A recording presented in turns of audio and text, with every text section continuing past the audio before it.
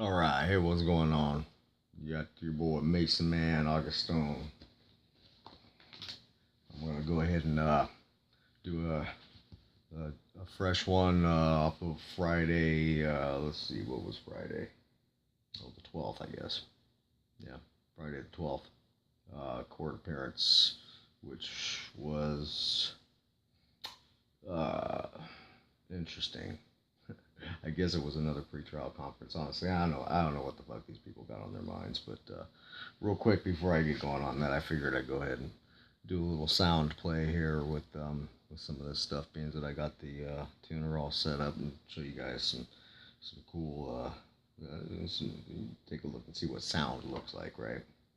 So this is I'm just gonna fuck around for a minute here, real quick. And I'm going to do some tweaky shit, so if you got your speakers on loud, go ahead. You might want to turn them down. You might want to turn them down a little bit. I'll try to keep the volume down over here also.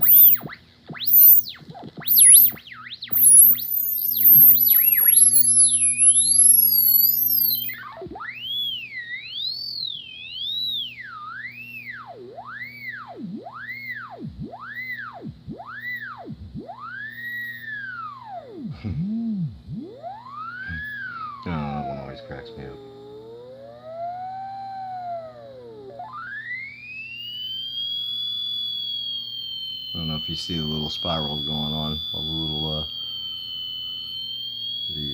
like twines. Let me get that one back here.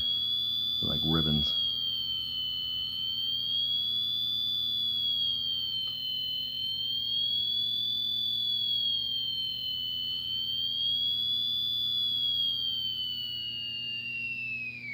There you go. See a little ribbon? That's pretty cool.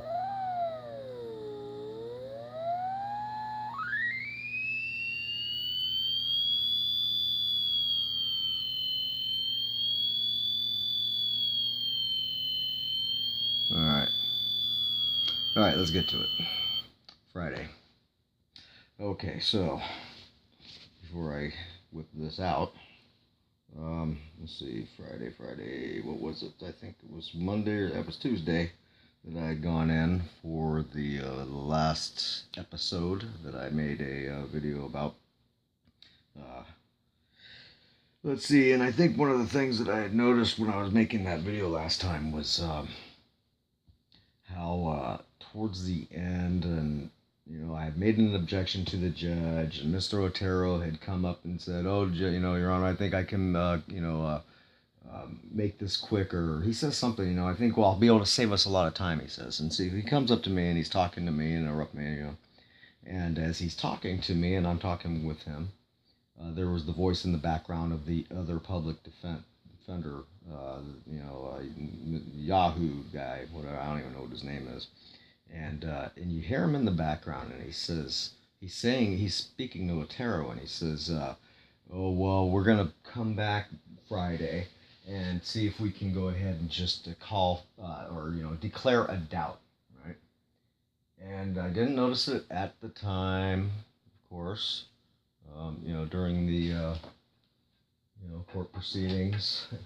Or on the record or anything, and then the judge cut me off, or actually, they cut me off, the public defenders cut me off. They stopped me from, having my objection heard. So anyhow,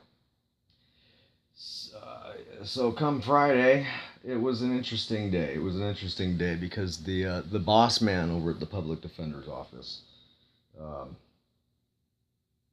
ended up, like, I went and I took my seat in the gallery.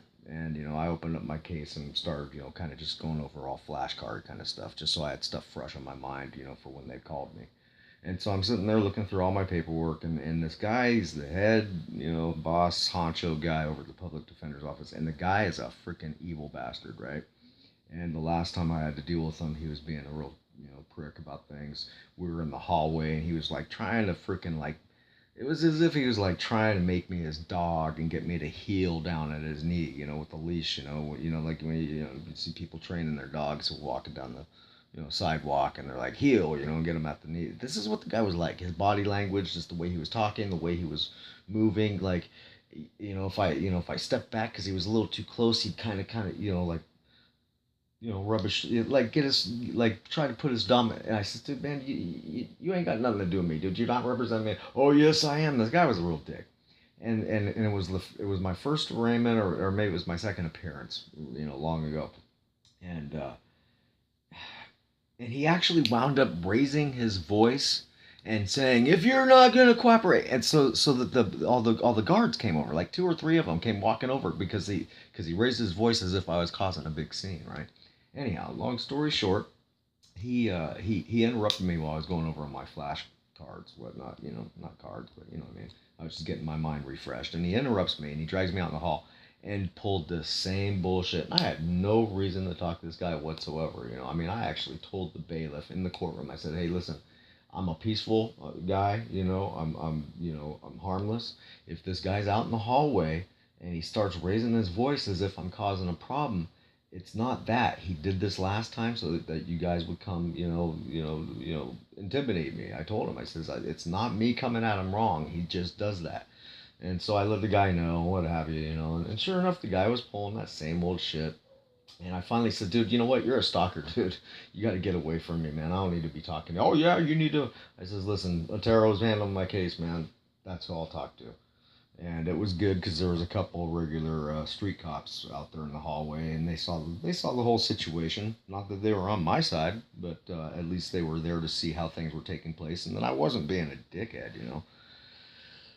So, anyways, what sucks is I didn't record it. I didn't get a drop of it. So the recording picks up where Otero grabs me and takes me over to where the stairwell is, and wants to talk to me about the same thing as Tuesday. And so all I wanted to do was ask questions. So I'm gonna pop in. I'm already in 10 minutes. This is me and Otero talking under the stairs, or by the stairs. Oh, you know I'm here. You guys got well, basically, we had finished our conversation. He goes, "We need to go in, or they're going to call you, and if you're not in there, they're going to issue a warrant for your arrest." Because the judge is going to call your case, and if you're not inside, you can issue a warrant for your arrest. Oh, you know I'm here. You guys got other cases going on? Are you asking me to appear for you right now? No, I'm asking you. Is there other proceedings going on? Is it like so? Right now, he's going to call me right now. Oh, okay, that's what I'm trying to find out. Like if I got a minute.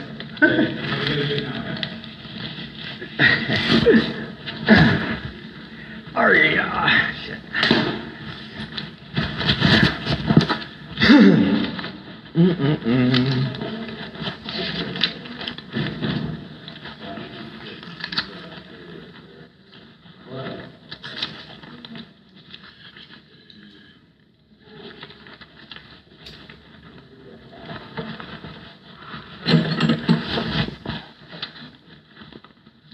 Walking on into the courtroom, right?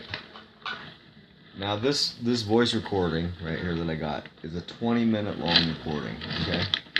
Now, so Otero told me, well, you got to get inside because if he calls you, he's going to issue a warrant. So I asked him, I said, so does he have any cases leading up to mine? Do I got a couple minutes? He's, oh, you better get in there now, right?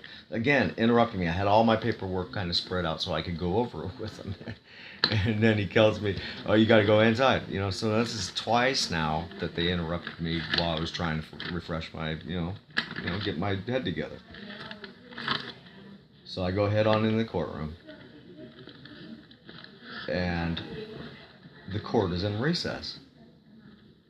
And then there's there's a couple people I think still in there. I don't recall exactly, but. So. This is 1 minute and 50 seconds into this right now. And I'm going to fast forward to the 10-minute something mark because literally they were in recess the entire time. So both of these guys just interrupted me getting my head together, getting my, my research kind of like fresh in mind, right? That's all they did. They interrupted me and then tried to get me mixed up, get me stirred up. This is what they do. They use the psychology of, the mind, basically to get you flustered, to get you off your game, to dispose you, deposition you, right? To get you not thinking straight, right? Because, that's what cops do. They intimidate you, yell at you, have their sirens on, lights flashing, bark at you, yell at you, intimidate, command you, order shit around, they got the gun, blah, blah, blah, and why? Because it creates a reaction in the body, a physical reaction, biological reaction, whatever, of fight or flight, right? So the blood, the blood in your body through the adrenaline leaves the brain center, right? Where, and a lot of it has to do with the abdomen and stuff, and basically it fills up the blood where the muscles are. So in case you got to run or you got to fight, that's where you're going to be ready to go, right? Well, so in the situation when a cop pulls you over and he's yelling at you, you have neither